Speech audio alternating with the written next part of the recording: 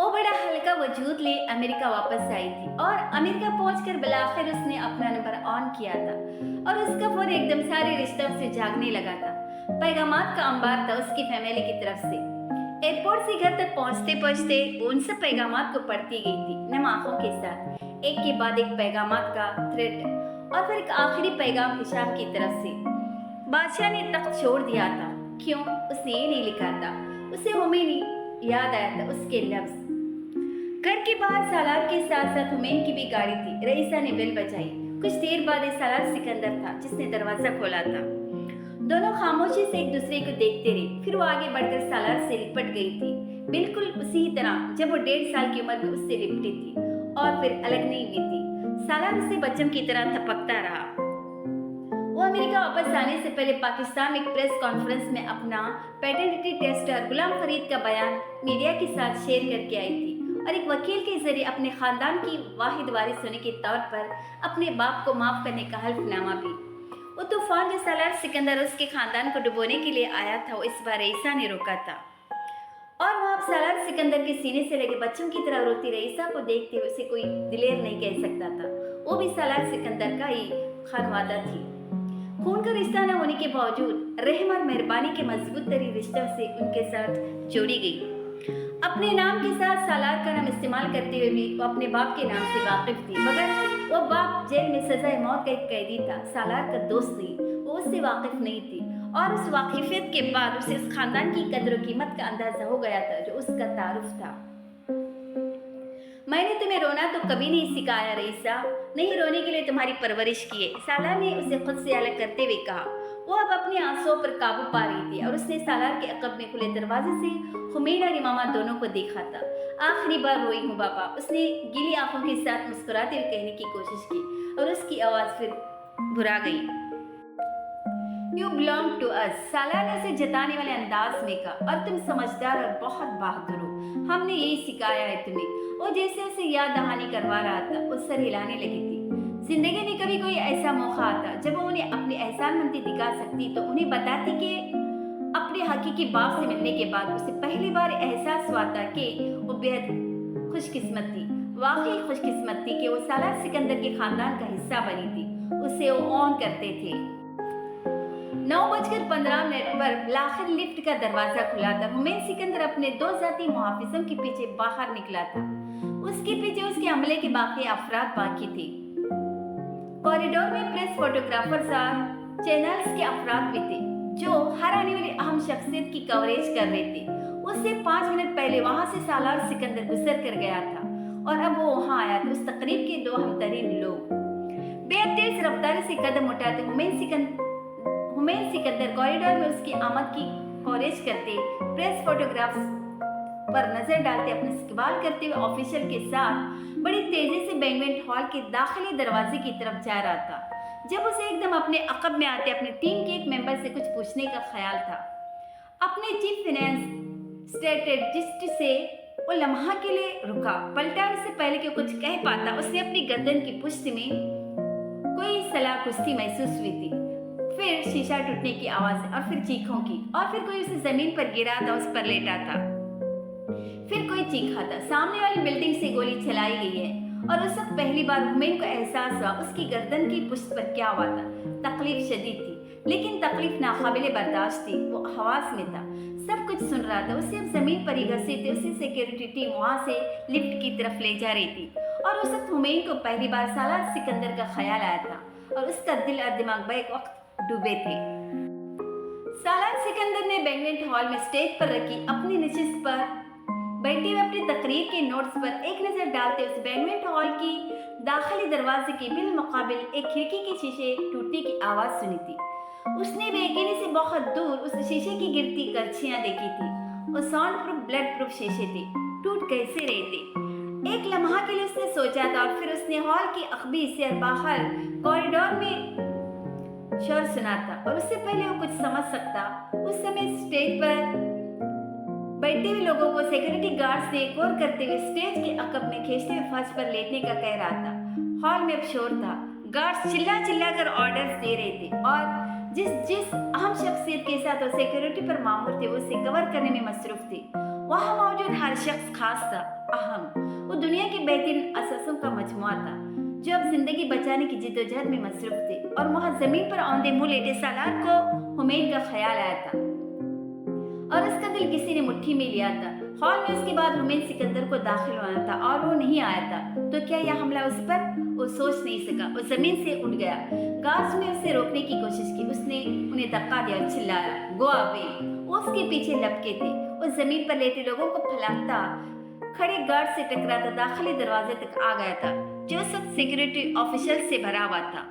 और उस हुजूम में भी उसने रिसेप्शनर के साथ सफेद मार्बल के फर्श पर खून के धब्बे देखे थे जो पूरे फर्श पर लिफ्ट तक गए थे। किसको गोली लगी है? उसने अपने सिर धोती वजूद के साथ वहाँ एक सिक्योरिटी ऑफिशियल का खंदा पकड़कर पूछा। हुमैन सिकंदर। सालार के पैरों से जान निकल गई थी। वो लड़खड़ाया था। उन दोनों सिक्योरिटी गार्ड्स ने उसे संभाला। Is he alive? उसने सिक्योरिटी एहलकार से दोबारा पूछा। जवाब नहीं आया। इमाम उस होटल के 7वें फ्लोर पर सालार सिकंदर के कमरे में थी। वो एक सूट था और उनके बराबर के कमरे में हुमैन रह रहा था। अमेरिका शिफ्ट हो जाने के बाद इमामा सालार के हर सफर में उसके साथ जा रही थी। उस सफर में हुमैन भी उनके साथ था और उसी की जाती तैयारी पर आए थे। अफ्रीका 2 दहाइयों से भी ज्यादा अरसे के बाद आई थी और इस बार वो कॉन्गो भी जाना चाहते थे अपनी पुरानी यादें ताज़ा करने के लिए। उन तीनों ने कुछ देर पहले इकट्ठे कमरे में नाश्ता किया था। उस कॉन्फ्रेंस के बाद वो सफर को कनाशासा जाने वाले थे और इमामा उस वक्त अपनी पैकिंग में मसरूफ थी। वो कुछ देर पहले उस स्ट्रीट में अपने और हुमैन के बेडरूम्स का दरमियानी दरवाजा खोलकर उसका सामान भी पैक कर आई थी। अपने बैग की जिप बंद करते हुए उसने अपने कमरे के दरवाजे पर जोरदार दस्तक सुनी थी। वो बुरी तरह हड़बड़ाई। फिर उसने जाकर दरवाजा खोला। पूरा कॉरिडोर सिक्योरिटी ऑफिसर से भरा हुआ था और तकरीबन हर कमरे के दरवाजे पर थे। आप ठीक हैं? उनमें से एक ने पूछा। हाँ, क्यों? उसने हैरानी से कहा। उन्होंने बड़ी तहजीब से उसे हटाते हुए अंदर चले आए थे और उन्होंने अंदर आते ही खिड़की के खुले हुए प्लांट्स बंद किए थे। फिर उनमें से हुमैन के कमरे का दरवाजा खोलकर अंदर चला गया था और कुछ देर बाद लौटा। क्या बात है? इमाम शदीद तशवीश का शिकार हुई थी। एक इमरजेंसी हो गई है। आप कमरे से बाहर मत निकले। अगर कुछ मसला हो तो हमें बता दें। उनमें से एक उसे कह रहा था। दूसरा उसका बाथरूम और वार्डरोब बर्क रफ्तार से चेक कर आया था। वो जिस तेज रफ्तारी से आए थे उसी तेज रफ्तार से बाहर निकल गए थे। इमामा को जैसे पैनिक अटैक हुआ था। उस सालार और हुमैन को फोन नहीं कर सकती थी क्योंकि फोन सर्विसेज काम नहीं कर रही थी, मगर उसने टीवी ऑन कर लिया था जहां पर लोकल और बैनुल अक़वामी चैनल्स उस कॉन्फ्रेंस की लाइव कवरेज करने में मसरूफ थे।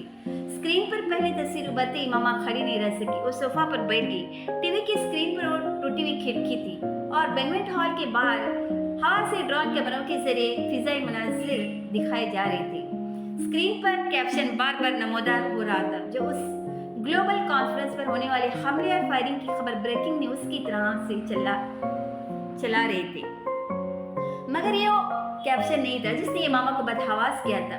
वो दूसरा टिकर था जो बार बार आ रहा था।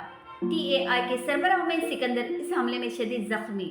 इमामा को लगा उसे सांस आना बंद हो गया था। उसने उठने की कोशिश की, उठ नहीं सकी। उसने चीखने की कोशिश की थी और वो भी नहीं कर सकी। अफ्रीका उसके लिए मनहूस था, उसने सोचा था। और अपने कमरे के दरवाजे पर उसने दड़दड़ाहट सुनी और फिर उसने हुमैन सिकंदर के कमरे का दरवाजा खोलते देखा। सालार सिकंदर को सिक्योरिटी ऑफिसर्स रोक नहीं पाए थे, पकड़ने, समझाने, आगे जाने से रोकने की कोशिश के बावजूद। वो बर्क रफ्तारी से उन 4 लिफ्ट्स में से उस लिफ्ट की तरफ गया था जिस तरफ खून के वो धब्बे गए थे। सिक्योरिटी ऑफिसर्स अब उसे अकब से गौर कर रहे थे और वो उसी खिड़की के सामने खुद को एक बार फिर एक्सपोज कर रहा था जब शीशा नहीं था और उसके सामने की इमारत से फायरिंग हुई थी। सामने वाली इमारत को घेरे में लिया जा रहा था और जब तक वहाँ सिक्योरिटी क्लियरेंस नहीं हो जाती वो हॉल से किसी को एक बार फिर उन खिड़कियों के सामने से गुजरकर लिफ्ट तक जाने का खतरा मोल लेना नहीं चाहते थे। मगर सालार सिकंदर को कोशिश के बावजूद नहीं रोक सके थे। लिफ्ट का दरवाजा खुल गया था और उसका फर्श भी खून आलूद था। बहुत ज्यादा नहीं, लेकिन फर्श ये बता रहा था कि वो जो भी था शदीद जख्मी था। लिफ्ट के अंदर पहुंचने के बाद सालार को समझ नहीं आई उसके बाद आगे क्या करे। वो अपने बेटे के फोन पर भी कदम रखने की जुरात नहीं कर पा रहा था। उसके अंदर दाखिल होते ही सिक्योरिटी ऑफिसर्स उसके पीछे अंदर घुसे थे और उन्होंने दरवाजा फौरी तौर पर बंद किया और फिर जैसे सुकून का सांस लिया। उसे कहाँ लेकर गए? सालार ने खोखली आवाज के साथ कहा था।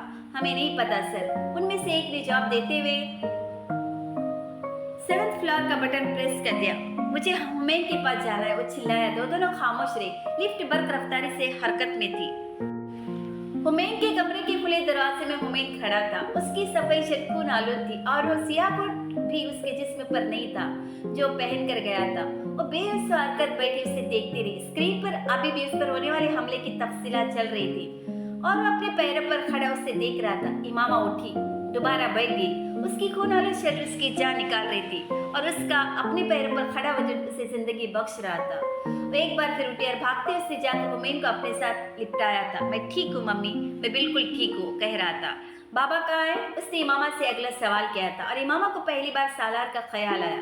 तभी दरवाजा दोबारा धड़धड़ाया गया और वो अपने कदमों पर चलता दरवाजे तक गया और उसने दरवाजा खोल दिया। उसके बिल्कुल सामने सालार सिकंदर खड़ा था। चंद लम्हों के लिए बाप बेटा एक दूसरे को देखकर फ्रेश हुए थे।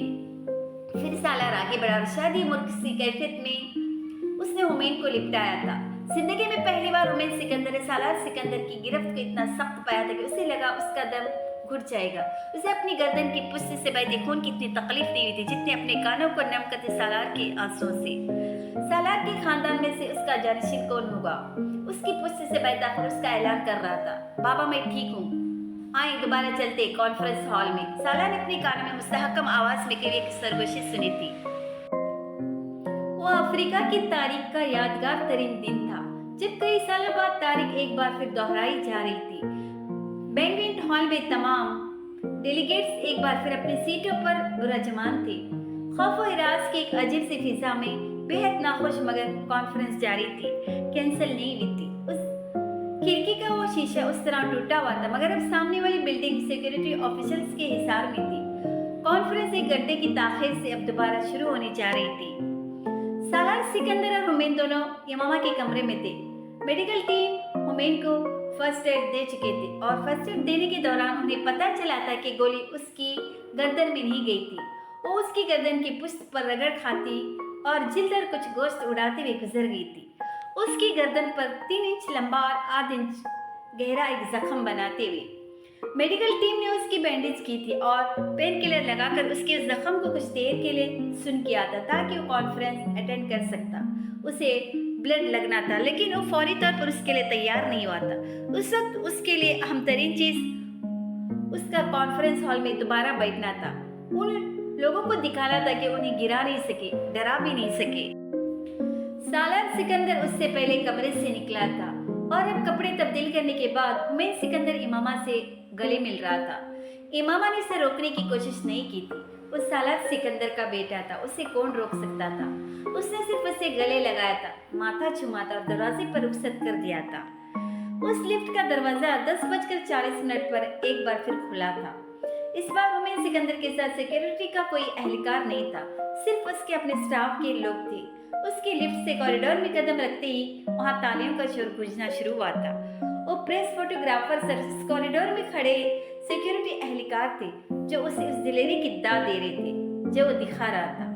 लंबे डग पर उसने टूटे शीशे वाली इस खिड़की को भी देखा जो हॉल के दाखिली दरवाजे के बिल्कुल सामने एक अजीब सा मंजर पेश कर रही थी। अगरचे उसके सामने अब सिक्योरिटी एहलकारों की कतार रहती थी। तेज कदमों से लंबे डग पर हुमैन सिकंदर जब हॉल में दाखिल हुआ तो हॉल में तालियां बजनी शुरू हुई थी। फिर वहां बैठे वफूद अपने अपनी सीटों से खड़े हो गए थे। हुमैन सिकंदर मुस्कुराता सर के इशारे से उन तालियों का जवाब देता स्टेज की तरफ बढ़ रहा था और स्टेज पर बैठे हुए लोग आहिस्ता आहिस्ता खड़ा होने शुरू हुए थे और फिर हुमैन ने सालार सिकंदर को खड़ा होते देखा था। हुमैन चलते चलते रुक गया था। उसके बाप की तरफ से उसकी ताज़ीम थी जो उसे पहली बार दी गई थी। एक लम्हा ठिठकने के बाद हुमैन सिकंदर ने स्टेज की सीढ़ियां चढ़ना शुरू कर दिया था। दुनिया भर के टीवी चैनल्स वो मनाजिर लाइव दिखा रहे थे। दिलेरी का एक मुजाहिरा वो था जो दुनिया ने कई साल पहले उसी अफ्रीका में सालार सिकंदर के हाथों देखा था। चिराग का एक मुजाहिरा वो था जो आज उसे अफ्रीका में हुमैन सिकंदर के हाथों देख रहे थे।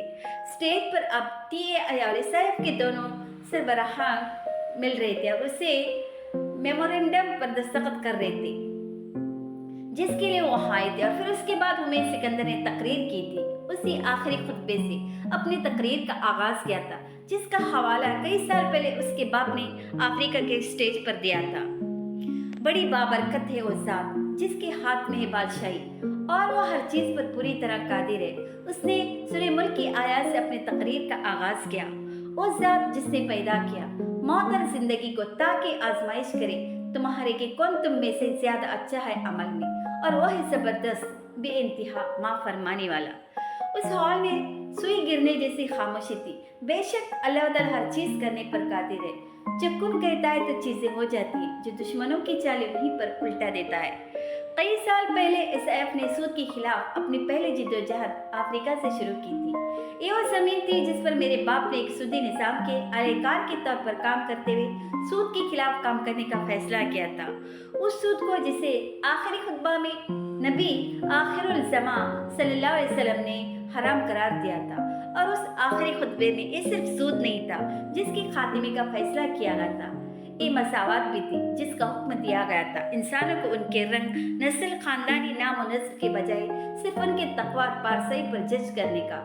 یہ صرف آج اسی مشن کو آگے بڑھانے کے لیے دنیا کے سب سے بڑے گلوبل فنڈ کا قیام عمل میں لایا ہے۔ وہ بات کر رہا تھا اور پوری دنیا سن رہی تھی۔ وہ آخر نبی صلی اللہ علیہ وسلم کا حوالہ دیتا اور بات کر رہا تھا، اور وہ پھر بھی سننے پر مجبور تھے کیونکہ وہ بعمل بہترین مسلمان تھے جن کے قول و فعل میں دنیا کو تضاد نظر نہیں آ رہا تھا، جو طاقتور تھے، جو دنیا ان کے مذہب کو بھی عزت دے رہی تھی اور اس مذہب کے پیغمبر کو بھی۔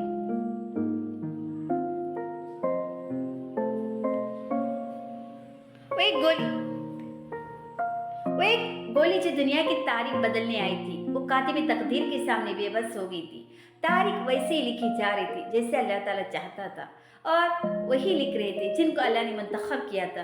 بے شک طاقت کا سر چشمہ اللہ کی ذات ہے جس کی محبت و آب حیات ہے، جو زندگی کو دوام بخشتا ہے اس دنیا سے اگلی دنیا تک۔ ترک کا پتہ، مارچ 2040۔